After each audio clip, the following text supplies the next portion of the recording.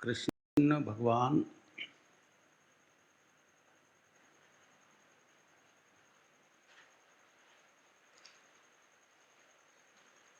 अर्जुन के सामने युद्ध के मैदान में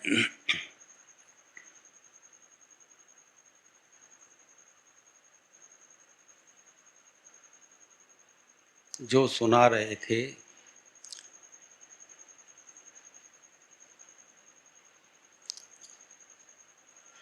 अर्जुन को जो सुना रहे थे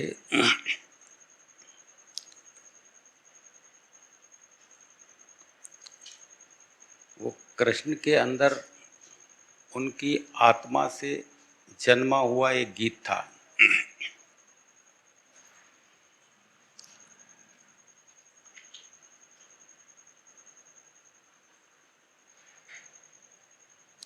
आत्मा से निकले हुए गीत को वही समझ सकता है जो जिज्ञासु हो।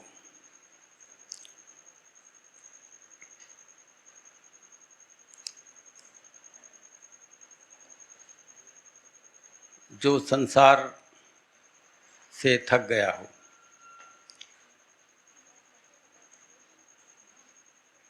संसार की समस्त जानकारियां उसे संतुष्ट ना कर सकी हूं,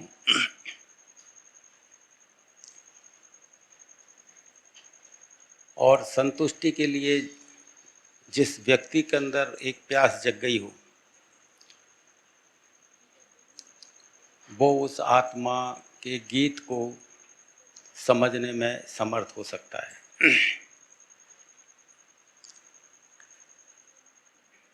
बाकी आप जानते हैं,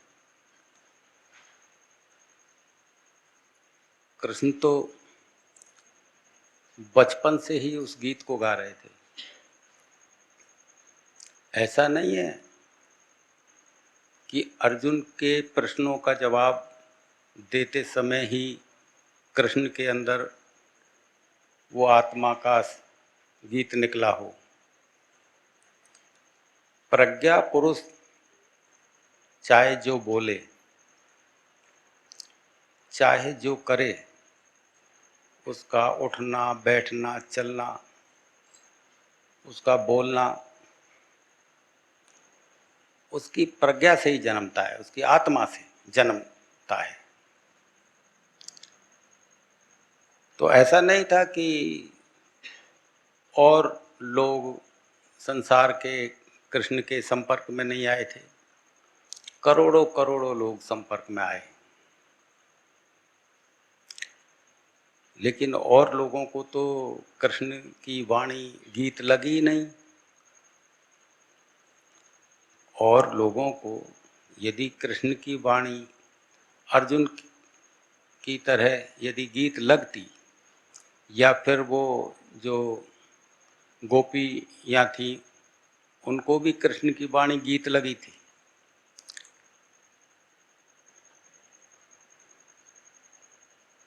और वो जाग गए,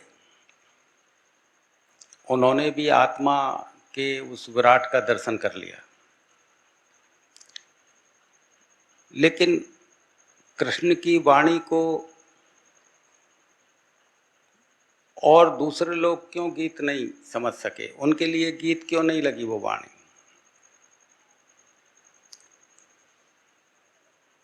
ये आदमी के ऊपर है। आदमी के अंदर यदि जिज्ञासा है, संसार से थक गया है, तो उसके जानने की जिजीप्सा जो है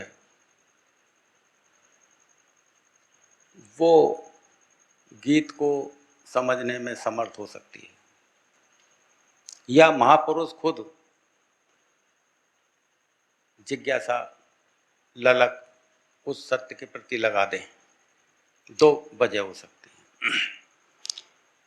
या तो महापुरुष उसको इतना उठा दें सामान्य स्तर से, तो वो समझ सकता है उस गीत को। या फिर संसार से थक गया कि संसार में पाने लायक कुछ भी नहीं है, जो भी कुछ पा लिया जाता है वो व्यर्थ है, उससे संतुष्टि नहीं आती, उससे आत्मा की प्रसन्नता नहीं मिलती। उस प्राप्त करने में थोड़े समय के लिए सुख जैसा प्रतीत होता है, बस केवल प्रतीत होता है, लेकिन उसके पीछे अनंत दुख आते हैं। जो इस सच्चाई को जान लेता है वो भी महापुरुष की वाणी को गीत की तरह सुनता है। गीत का मतलब है जिस वाणी को सुनने के बाद तुम्हारा मन ठहर जाए,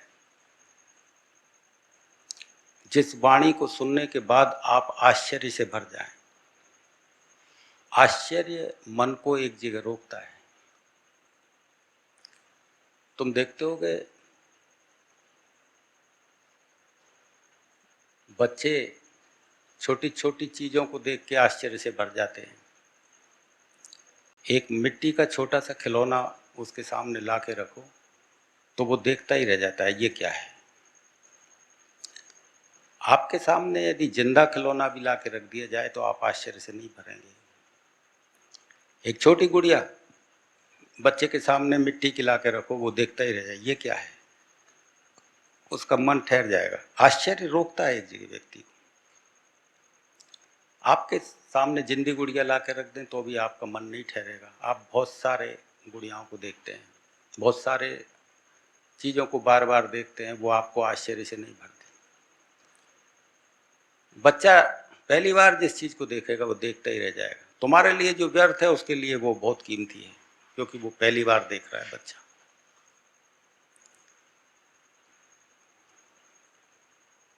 तो जो इस संसार से में व्यर्थता देख लेता है और जिसके अंदर कुछ ऐसी जानने की ललक लग जाती है कि क्या है ऐसा जो मुझे शांति दिला सके, मुझे संतुष्टि दिला सके, उस स्थिति में भी महापुरुष की वाणी गीत बन जाती है और वो एक आश्चर्य की तरह सुनेगा उसको कि यार ये क्या कह रहे हैं। वो सामान्य वाणी, उसमें कोई दाव पेच नहीं होते, उसमें कोई इतनी ऊंचाइयां नहीं होती। सामान्य स्तर की वाणी जिसे सुनने के बाद आप भी ये कहेंगे कि हम आसानी से समझ गए। आप भी कहेंगे कि ये तो सारी चीज़ें ऐसा लगता है कि मैं भी बोल सकता था, मैं भी जानता था। इस तरह की सामान्य स्तर की वाणी, लेकिन वो आश्चर्य से भर देंगी, रोक देंगी एक जगह कि ये क्या बोलते चले जा रहे हैं। तो इतनी सारी जनता को आश्चर्य क्यों नहीं लगी वो बातें? करोड़ों लोगों को कृष्ण सुनाते थे, बोलते थे, क्योंकि वो लोग संसार से थके ही नहीं थे। अभी संसार में ही सुख खोजना चाहते थे, स्त्री में, पैसे में, मान में, सम्मान में, लड़ाई में, झगड़े में, इनमें दौड़ थी उनकी और इन्हीं में सुख खोजना चाहते थे कि अब नहीं तो अब नहीं तो अब सुख मिलेगा ही मिलेगा। वो इतना तेजी से दौड़ रहे थे, कृष्ण की बातें सुनने का उनके पास वक्त ही नहीं था। वक्त तो अर्जुन के पास भी नहीं था उनकी बात सुनने का, क्योंकि वो भी बचपन से साथ रहा था। बचपन से अर्जुन कृष्ण के साथ रहे, बचपन से ही सुनता आ रहा था कृष्ण को, लेकिन दौड़ भाग में सुन रहा था, दौड़ रहा था मान में, सम्मान में, यश में, प्रतिष्ठा में, सिंहासन के में, कितनी चीजें हैं, ईर्ष्या में, लड़ाई में, झगड़े में, युद्धों में दौड़ रहा था। सुनता था लेकिन सिर के ऊपर से गुजरती थी बातें। लेकिन जब युद्ध के मैदान में सामने देखा कि अपने ही लोग खड़े हैं और उनको ही मारना है, ऐसी विषम स्थिति में वो निर्णय नहीं ले सकता था कि मैं इनसे युद्ध करूं या ना करूं। युद्ध करना भी जरूरी है क्योंकि स्थिति युद्ध की बन गई थी और युद्ध ना करे तो वो भगोड़ा माना जाए। एक वीर पुरुष जो कभी युद्ध हारा ही नहीं, वो भगोड़ों में नाम लिख दिया जाए उसका। ऐसी स्थिति में उसका निर्णय नहीं बन रहा था कि मैं क्या करूं, जबकि अर्जुन के सामने कभी भी ऐसी स्थिति नहीं आई थी कि वो निर्णय ना ले सके। वो सारे निर्णय ले सकता था। मोह निर्णय नहीं लेने देता। मोह व्यक्ति को सत्य से गिरा देता है। सत्य सामने है और मोह की पकड़ यदि मजबूत है तो व्यक्ति सत्य को झुठला देगा और मोह को पकड़ लेगा, क्योंकि मोह का खिंचाव बहुत प्रबल होता है। सत्य को जानते हुए भी मोह गिरा देगा। अर्जुन के साथ यही घटना हो रही थी। मोह उसको गिरा रहा था कि मैं युद्ध नहीं लड़ूंगा, चाहे मुझे इनके हाथों से मरना ही क्यों ना पड़ जाए।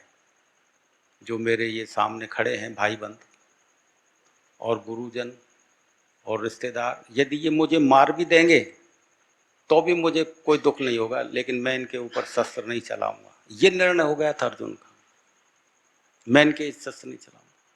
और ये कहता था कृष्ण से कि इनके रक्त से भीगे हुए सिंहासन पे मैं कैसे बैठूंगा, मैं ऐसा नहीं कर पाऊंगा कि इनकी लाशों से गुजरूं मैं और फिर वो सिंहासन मुझे मिले। इससे बेहतर तो प्रभु मैं भिक्षाटन करके खा लूंगा। ऐसी भाषा। मोह ने उसको किस तरह की पांडित्यपूर्ण बातें निकलवा दी। एक समझदारी की बातें हैं ये सारी। मोह के अंदर भी बहुत बड़ा पांडित्य होता है। मोह यदि आदमी के मस्तिष्क पे छा जाए तो वो भी ज्ञानियों से बहुत अधिक बढ़ के बात कर सकता है। अर्जुन इसी तरह से पांडित्यपूर्ण बातें कर रहा था कि प्रभु, कि मेरे अपनों को मैं मारूं इससे बेहतर तो यही मुझे मार दें। यदि मानो मैं युद्ध जीत गया इनको मार के, तो इनसे, इनके रक्त से सने हुए सिंहासन पे मैं कैसे विराजमान हो पाऊंगा, कैसे जी पाऊंगा, कैसे अपने आप को माफ कर पाऊंगा। बात बड़ी उचित थी। लेकिन कृष्ण कहते थे, हे अर्जुन, ये पांडित्यपूर्ण बातें मेरे को मत सुना, ये समझदारी की बातें मत सुना। ये समझदारी की बातें हैं, ये तुझे सत्य से गिराने वाली हैं, सत्य तक पहुंचाने वाली बातें नहीं है। अभी तुझे ये पता ही नहीं, असलियत में पता ही नहीं कि मृत्यु क्या है। अभी तू इसी मृत्यु को जानता है जो आदमी मरता है। शरीर जो मरता है इसी मृत्यु को जानता है। तो असली मृत्यु को जानता ही नहीं है। जहां मन मर जाता है, अहंकार मर जाता है, उस मृत्यु को तू नहीं जानता। जहां मन नहीं मरता, अहंकार नहीं मरता और शरीर मरता है, तो ये मृत्यु पुनः पुनः जन्म दिलाती रहेगी। बार बार बार बार जन्मना मरना, जन्मना मरना, कर्म अनुसार। लेकिन जिस मृत्यु को तू नहीं जानता है वो अहंकार और मन के मरने की है। तब होती है पूर्ण मृत्यु, उसके बाद कोई जन्म नहीं होता। वो है असली मृत्यु। यदि तू इनको मार भी देगा तो ये मरेंगे कहाँ, इनका शरीर मरेगा, ये तो पुनः जन्म ले लेंगे। तू मार ही नहीं सकता, तेरे अंदर वो सामर्थ्य नहीं है मारने की कि तू इनको मार सके। शरीर को मार सकता है, ये फिर जन्म ले लेगा। तो कृष्ण कहते हैं, अर्जुन तू तेरा धर्म निभा। क्षत्रिय का धर्म है युद्ध करना, और इस समय युद्ध का चैलेंज तैने नहीं किया है, उन्होंने किया है चैलेंज। यदि वो तुझे अपना समझते तो चैलेंज ही क्यों करते, क्यों आते इस युद्ध के मैदान में। वो भी तो तुझे अपना समझ सकते थे, उन्होंने तो तुझे अपना समझा नहीं। वो तो तुझे शत्रु समझ रहे हैं। तो जो तुझे शत्रु समझ रहा है, तो तू अब युद्ध कर। और इनके जो कर्म हैं इतने खराब हैं कि ये जीवित रह जाएंगे तो इस समाज को बहुत हद तक दूषित कर देंगे। जब ये मरने के लिए आए ही हैं तो तू इनको मार और समाज की रक्षा कर।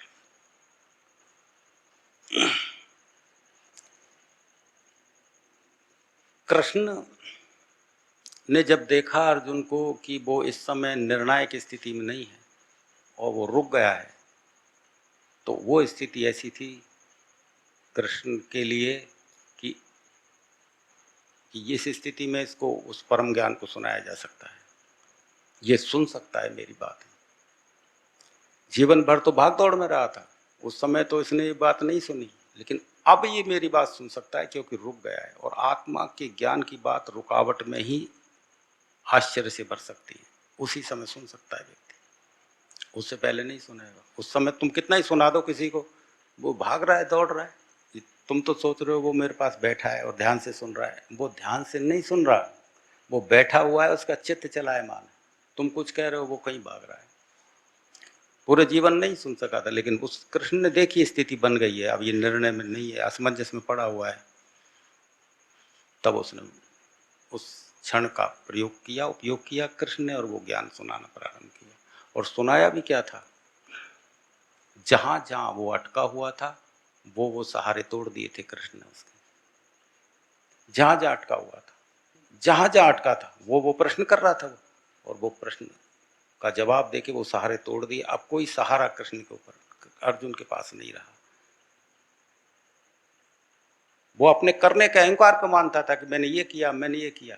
कृष्ण ने किया, कृष्ण ने कहा यही चीज तो तुझे अटका रही है। करने का जो अहंकार है कि मैंने ये किया, मैंने ये किया, मैंने ये किया, यही तो अटका रही है, यही तो अहंकार है। उसको तोड़ा उसने कि जब तू सोचता है कि मैंने ये किया, मैंने किया, मैंने ये किया, जब तक तू इस संसार में फंसा रहेगा, क्योंकि करने का अहंकार ही संसार में फंसाता है।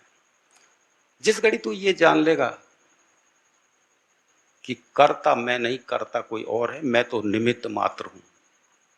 कृष्ण कहते थे अर्जुन से कि तू उस स्थिति को प्राप्त कर जिस स्थिति में तू अपने को निमित्त समझ सके, निमित्त समझ सके, उस स्थिति को प्राप्त कर। और निमित्त तू जब तक नहीं बन सकता जब तक तेरे अंदर कर्ता होने का भाव है, तब तक नहीं समझ सकता तू।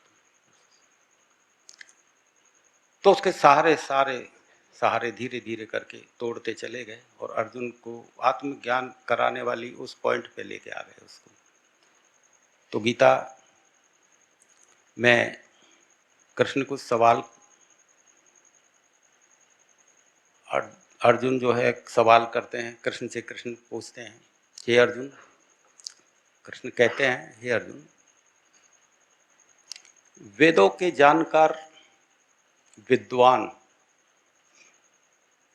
जिस सच्चिदानंद घन रूप परम पद को अविनाशी समझते हैं।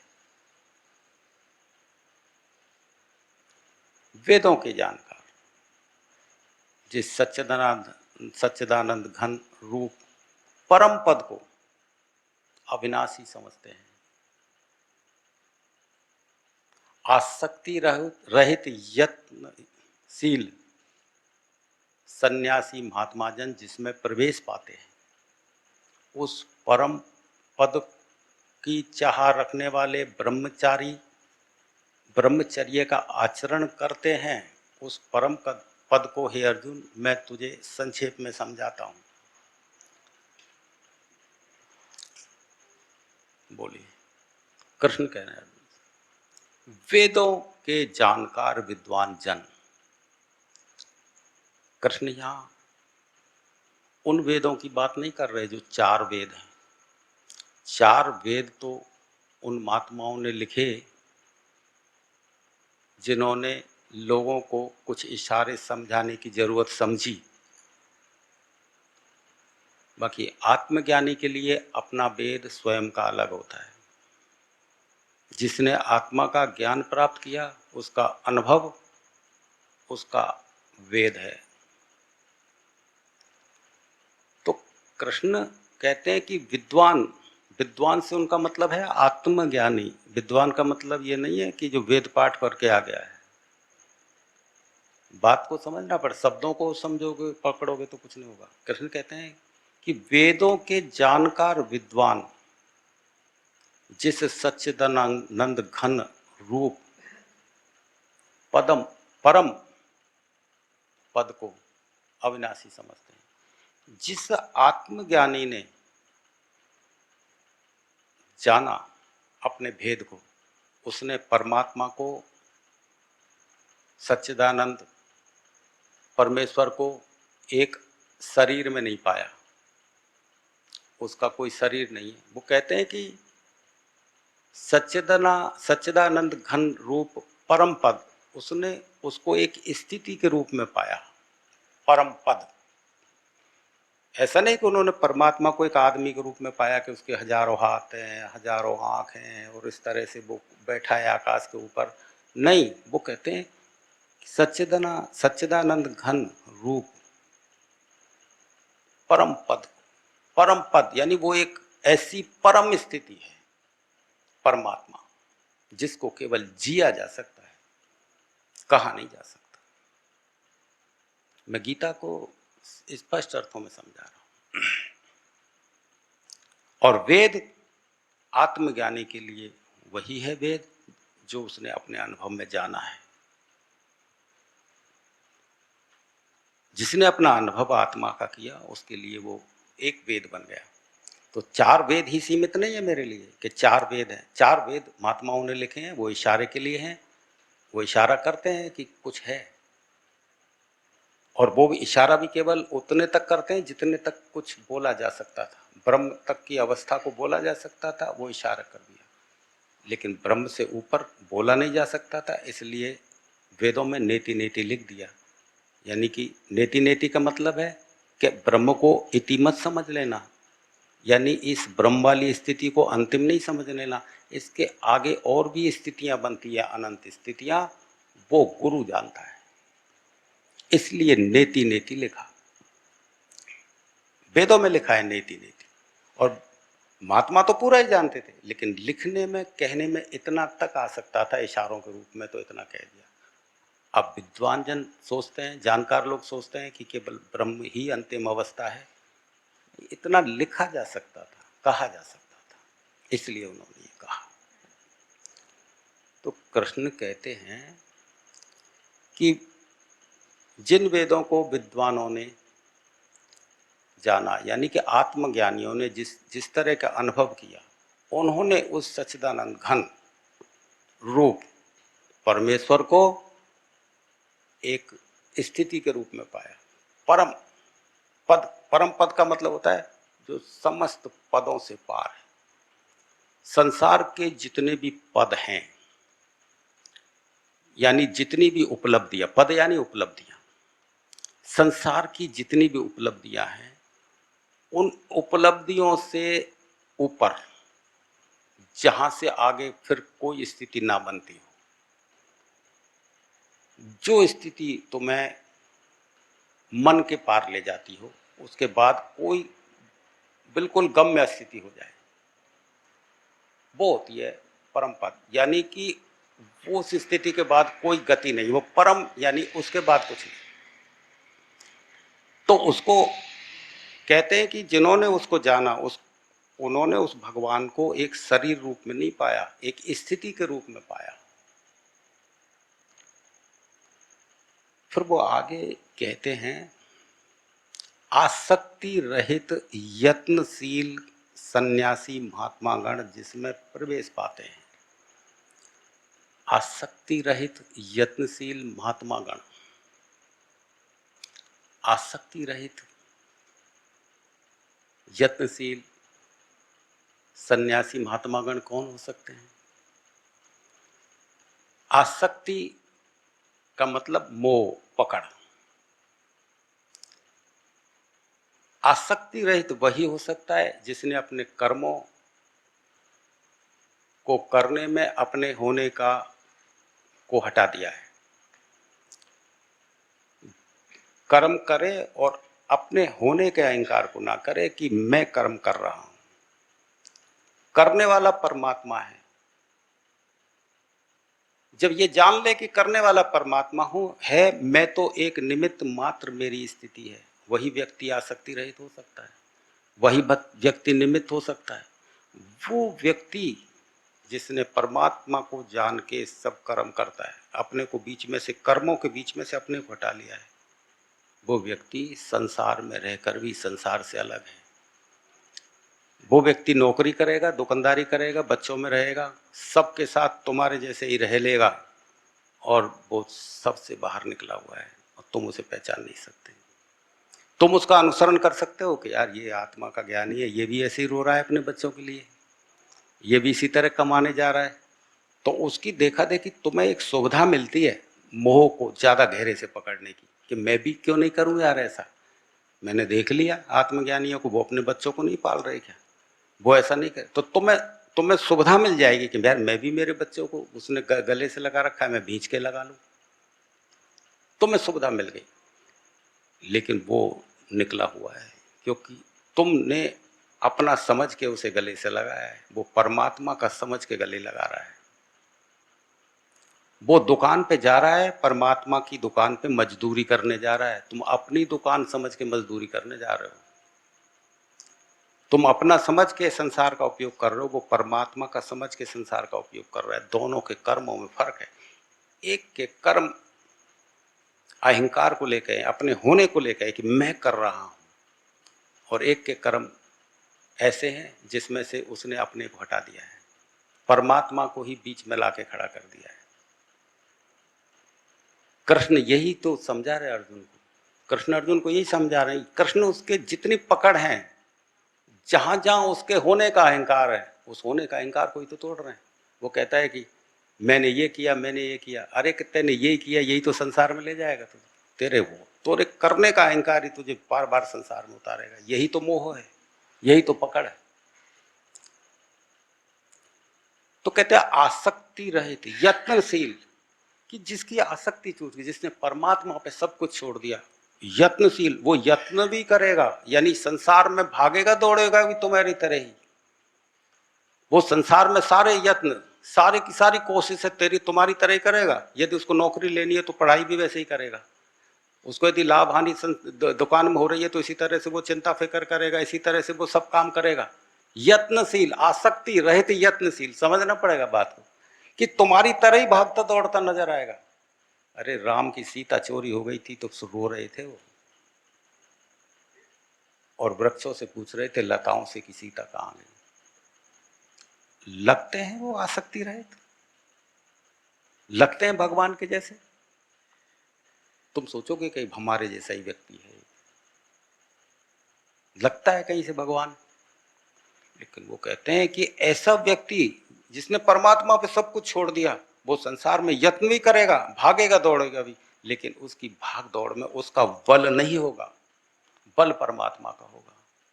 पैर उसके चलेंगे लेकिन चाल परमात्मा की होगी, हाथ उसके चलेंगे लेकिन हाथ निमित्त हैं, करने वाला भगवान है। इस अंतर को तुम नहीं कर पाओगे, इस भेद को तुम नहीं कर पाओगे। तुम अपनी वासना के हिसाब से जागृत व्यक्ति का अनुसरण कर लोगे कि यार उनमें और हमें क्या फर्क है, जगने के बाद किसी को मिलता क्या है, वो भी हमारी तरह रहता है, वो भी हमारी तरह सारे कार्य कर रहा है, आंखें इतना ही देख सकती हैं। एक कामना से भरा हुआ जो व्यक्ति है, संसार से भरा, कामना है नहीं संसार, संसार से भरा हुआ व्यक्ति केवल इतना ही देख पाएगा, इससे आगे आंखें नहीं जाएंगी। ऐसी भी तो, इसीलिए मैंने राम का उदाहरण दिया है। राम भी युद्ध लड़ते हैं, राम भी की सीता चोरी हो जाती है तो उसी तरह रोते हैं, उसी तरह उसकी तलाश करते हैं, इसी तरह से युद्ध की तैयारी करते हैं और रावण को परास्त। आप भी ऐसे ही करते, आपकी पत्नी चोरी हो जाती तो आप भी राम की तरह ही करते, आप पुलिस में रिपोर्ट दर्ज कराते, खोजने के प्रयास करते, और जहाँ कहीं मिलती तो उसको तुम फांसी पर चढ़वाने की कोशिश कर, वकील करते। वही अब दूसरी तरह के प्रयास है, पहले दूसरी तरह आप भी। लेकिन राम के करने में और तुम्हारे करने में अंतर हो जाता। राम ने उस तत्व को जान लिया था जहां सब कुछ छोड़ा जा सकता है। आप उस तत्व को नहीं जानते, आप नहीं छोड़ सकते उस पर। आप छोड़ेंगे तो विचार से छोड़ेंगे, आप छोड़ेंगे तो विचार से छोड़ेंगे, और विचार से छोड़े हुए पे भी आसक्ति पूरी बनी रहती है। तो कृष्ण कहते हैं कि आसक्ति रहित यत्नशील सन्यासी, जिसने कर्म करते हुए भी अपने को बीच से हटा लिया है, और संसार में यत्न करता है, वही है असली सन्यासी। संसार में रहते हुए जिसने अपने आप को संसार से अलग, वही है सन्यासी। महात्मा गण वही महात्मा, उसी ने ही आत्मा के भेद को जाना है, वही असली आत्मा के महत्व को जानने वाले व्यक्ति आसक्ति रहित यत्नशील सन्यासी, वही आत्मा के भेद जानता है। आसक्ति रहित यत्नशील सन्यासी जिसमें प्रवेश पाते हैं वही उसमें प्रवेश पा सकते हैं, उसमें वही प्रवेश पाते हैं, वही उस आत्मा का अनुभव करते हैं। वो आत्मा का अनुभव करके ऐसा बनते हैं।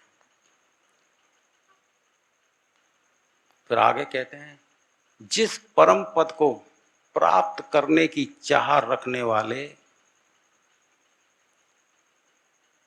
ब्रह्मचारी ब्रह्मचर्य का आचरण करते हैं, जो उसमें डूब गया, जो ब्रह्म में डूब गया, वो सच्चा ब्रह्मचारी बन गया। जो ब्रह्म में डूब गया वो ही ब्रह्म की चर्या से परिचित हो पाता है, वही असली ब्रह्मचारी। कहते हैं कि जिस परम पद में को प्राप्त करने की चाह रखने वाले ब्रह्मचारी गण ब्रह्मचर्य का आचरण करते हैं, जो जो प्रवेश पा गए उस तत्व में, जो प्रवेश पा गए अपनी आत्मा में, उनके आचरण ब्रह्म से निर्मित होते हैं, वो होते हैं असली ब्रह्मचारी। ब्रह्मचारी ये नहीं होते जो लंगोट कस के बैठे रहते हैं, ये इनके लिए नहीं कह रहे हैं कृष्ण भगवान, वो तो जानता था अर्जुन, लंगोट कस के बैठने वालों के लिए ब्रह्मचारी नहीं कह रहे। जो ब्रह्म में डूब के विवाह भी करता है, बच्चे भी करता है और संसार की कामनाओं में भी लगा रहता है और फिर ब्रह्मचारी है, फिर भी ब्रह्मचारी, फिर भी वो ब्रह्म से में डूब के जो आचरण उसको सहज लगते हैं, उन सहज आचरणों को करता है। जो ब्रह्म में डूब के अपने आप को जिन आचरणों में सहज समझता है कि मेरे लिए ये सहज है, वो उनको करने लगता है। वो विवाह को सहज समझेगा तो विवाह कर लेगा, और देखता है कि विवाह ठीक नहीं है तो वो विवाह को छोड़ भी सकता है। वो देखता है कि मैं विवाह में ठीक रहूंगा तो विवाह कर लेगा वो, उसके लिए विवाह कोई ऐसा अड़चन नहीं है आत्मज्ञानी के लिए कि विवाह करने से डर जाएगा। वो इतना डरपोक है कि विवाह से डर पेगा। वो जो समस्त बंधनों को पार कर गया, वो विवाह से क्या डरेगा। जरूरत समझी तो विवाह कर लेगा, और देखा कि विवाह ठीक नहीं है तो विवाह को वो कैंसिल भी कर देगा, क्योंकि उसके लिए ना विवाह करना कोई बाधा बन रहा है, ना विवाह ना करना बाधा बन रहा है। उसकी सहजता कहाँ फलित हो रही है ये देखेगा। उसकी सहजता विवाह करने में उचित ठहर रही है या विवाह ना करने में ठहर रही है, वो यहाँ देखेगा। बस जहाँ उसकी ठीक रहा है कि मुझे यहाँ देख रहा है कि यहाँ ठीक है, बस वो ठीक है, कर लेगा। उसके लिए कोई नियम निर्मित नहीं किया जा सकता है कि ब्रह्मचारी विवाह ना करे, नहीं, ये तुम्हारे बनाए हुए नियम है। तुम क्योंकि लंगोटधारी को कहते हो कि वो ब्रह्मचारी है, वो उसको व्यवहार नहीं करना चाहिए, क्योंकि लोग तो अपने मन के हिसाब से आचरण चुनते हैं। मन के हिसाब से लोग अपने सन्यासी को चुनते हैं कि भाई सन्यासी ऐसा होना चाहिए, छापा तिलक लगा ले, घर बार को छोड़ दे। ब्रह्मचारी उसे मानते हैं जो लंगोट कस के बैठ जाए, शादी विवाह ना करे। वो संसार की मान्यता है, लेकिन असली सन्यासी कौन है और असली ब्रह्मचारी कौन है, उसे तो आत्मज्ञान के बाद जाना जा सकता है। तो आत्मा में डूब के जिस ब्रह्म को व्यक्ति जानता है और फिर उससे डूब के जो उसकी चर्या बनती है, वो है ब्रह्मचर्य का आचरण। तो ब्रह्मचर्य का बताते हैं कि जो जिस परम पद को चाहने वाले ब्रह्मचारी गण ब्रह्मचर्य का आचरण करते हैं, तो वो आचरण करते हैं उस परम पद को, हे अर्जुन मैं तुझे संक्षेप में कहूंगा। कृष्ण कहते हैं अर्जुन से, परमात्मा को संक्षेप में कहा जा सकता है जब से कितने वेद लिख दिए गए, कितने शास्त्र लिख दिए, कितने शास्त्र लिखे। इतने शास्त्र हैं आज भारतवर्ष में कि एक एक पन्ना भी उल्टो ना तो उम्र पूरी हो जाएगी। फिर भी परमात्मा को एक नाखून की बराबर नहीं कहा गया है। इतना लिखने के बाद भी जानकार लोग तो यहाँ तक कहते हैं कि समुद्र पूरी स्याही बन जाए और जमीन कागज बन जाए तो भी उसका गुण नहीं लिखा जा सकता है। तो कृष्ण फिर भी कह रहे हैं कि संक्षेप में कहूँगा, यानी कि सब कुछ कह भी दिया जाए ना तो भी वो संक्षेप में ही माना जाएगा, चाहे पूरी की पूरी समुद्रशाही क्यों ना कर ली जाए, उसको तो कहा ही नहीं जा सकता है किसी कीमत पे। इतना कृष्ण अर्जुन के सामने इतना बोल रहे हैं लगातार, फिर कह रहे हैं मैं संक्षेप में, संक्षेप तो रहा ही कहाँ, इतना सुना रहे। लेकिन वो संक्षेप दूसरे अर्थों में कह रहे हैं कि सब कुछ भी बोल दिया जाए तो भी कुछ नहीं बोला, वो तो संक्षेप कह रहे हैं, मैं तो कह रहा हूं कि कुछ भी नहीं बोला, कुछ नहीं बोला उसे। तो कृष्ण कहते हैं अर्जुन से कि हे अर्जुन, मैं उसे उस परम पद को संक्षेप में कहूंगा। अरे जब परम पद में जाने के बाद, यानी उस परम की स्थिति में पहुंचने के बाद मन रहता ही नहीं है तो कहा क्या जा सकता है? कहा तो तब तक ही जा सकता है जब तक मन है। मन में स्फुरणाएं होती हैं, विचार उठ सकते हैं, आप कह सकते हैं आपने काला देखा, सफेद देखा, हरा देखा, ये मन देखता है, मन नोटिस करता है। तो आप जब तक नोटिस करते हैं वो मन के ही गुणावन है, वो मन का ही विस्तार है जहां तक कुछ नोटिस होता है। मन ही है, मन इतने विकराल, इतने ऐसे ऐसे रूप पैदा कर ले कि आपको तो आश्चर्य से भर दे कि ये तो मैं सोच ही नहीं सकता ऐसा। और फिर वो मन का विस्तार है जहां बिल्कुल सुन्न, शरीर का भी पता नहीं, और केवल बोध गम्य व्यक्ति है, केवल नाम।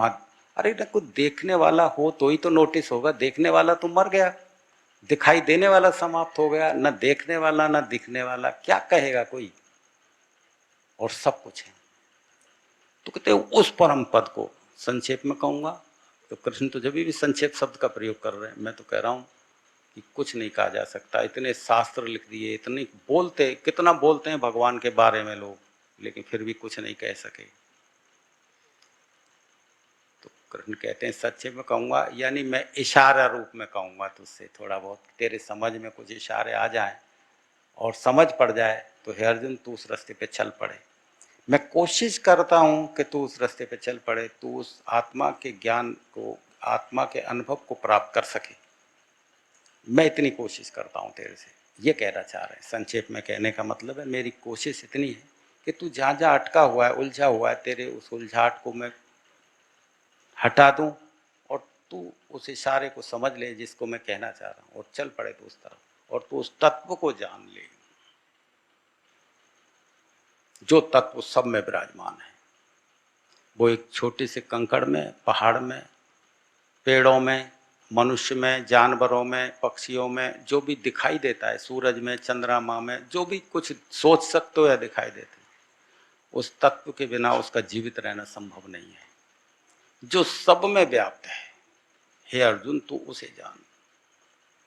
उसे जनवाने के लिए कह रहे हैं कि मैं तुझे कुछ इशारे बता रहा हूं, यदि कुछ समझ पड़े तो चल देना। पूरे जीवन काल में कितनी मेहनत कर रहे हैं भक्त के साथ में, गुरु शिष्य के साथ बड़ी मेहनत करता है, लेकिन फिर भी उसकी समझ में कुछ नहीं आता, फिर भी छोड़ छोड़ के भाग जाते हैं। समझ नहीं पड़ता तो भाग जाते हैं। सब्जेक्ट ही ऐसा है, विषय ही ऐसा है, उनकी भी क्या गलती विचारों की, चीज ही ऐसी है। समझ पढ़नी होती तो अर्जुन को कब की पड़ जाती, बचपन से ही साथ रहे कृष्ण भगवान, कितने ही लोगों के साथ रहे, नहीं समझ पड़ी। और अब भी वो एक ऐसी स्थिति को जब देखा कि अब ये अटक गया है, जब देखा कि इस स्थिति का उपयोग किया जा सकता है, उस स्थिति का उपयोग करके कृष्ण अर्जुन से कह रहे हैं कि संक्षेप में कहता हूँ, इशारे में कहता हूँ, समझ सके तो अब भी समझ जाए अर्जुन, अब चूका तो सदा को गया। मैं हर बार आपके सामने कुछ कह के चला जाता हूँ, इसलिए कहता हूँ कि आपको कुछ इशारे समझ पड़ जाएं और आप अपने आप को बदलने के लिए राजी हो जाएं। आप जैसे घर में रहते हैं वो संकल्प से बदलें, या आप सेवाओं से बदलें या विचारों से बदलें, वो आपके ऊपर है। लेकिन आपके अंदर कुछ ऐसा हो जाए कि हम संसार में रह रहे हैं, ये सब व्यर्थ है, यहाँ हमको पकड़ धकड़ से बाहर होना है, तो संसार की सेवा भी कर लेंगे और उस परम तत्व को जानने के लिए एक लाला, एक बने रहेंगे, एक उत्सुकता आपके अंदर पैदा हो जाएगी। और ये उत्सुकता यदि बनी रही और मृत्यु के अंतिम क्षण तक ये उत्सुकता चली गई, तो मैं पक्का विश्वास दिलाता हूँ कि मृत्यु के अंतिम क्षण जागृत हो जाता है व्यक्ति। और नहीं भी हुए ना, तो अगले जीवन में शुरुआत यहीं से हो जाएगी, फिर भाग दौड़ मच जाएगी और आप ढूंढ लेंगे किसी महात्मा को। जैसे ये लोग मेरे पास आ जाते हैं, तो ये ऐसे ही नहीं आ जाते हैं, ये तो तुम लोग बहाने हैं। तुम सोचते हो मैं इसको लेके आया, मैंने इसको समझाया, ये तुम्हारा अहंकार है। वो तो एक आवाज़ सुनते हैं, बहाने से आ जाते हैं और वो फट से चालू हो जाते हैं। वो कितने जन्मों से चले आ रहे हैं। तुम सोचते हो कोई आता है साधना बन गई इसके आते ही, अरे तुमको पता तो कुछ है नहीं, कितने जीवन की यात्रा रही है। और किसी बहाने से यहाँ आ गया है तो बस आते ही वो चल पड़ा है। तो बहुत से लोग तैयारी में लगे हैं, बहुत से लोग चल पड़े हैं। तो आप इस तमाशे को देखो एक लीला की तरह। बेटा बहको मत, भ्रम में मत पड़ो, संदेह में मत पड़ो। कितना सुना दिया कृष्ण ने अर्जुन को, तब जा करके अर्जुन कह रहा है, कृष्ण ने अर्जुन कितना सुना है, फिर जा करके अंत में कह रहा है, हे प्रभु अब मेरे सारे भ्रम टूट गए हैं, अब मेरे सारे संदेह हट गए हैं। कितना सुना, सारे संदेह हट गए। क्योंकि जब उसको इतना सुनाया कि अब मेरे सारे संदेह हट गए। संदेह हट जाते हैं जब भी तो नीचे के सारे टूटते हैं, सारे टूटते हैं जब भी तो संदेह मिटते हैं। सहारे यदि बने हुए हैं तो संदेह मिटेगा ही नहीं।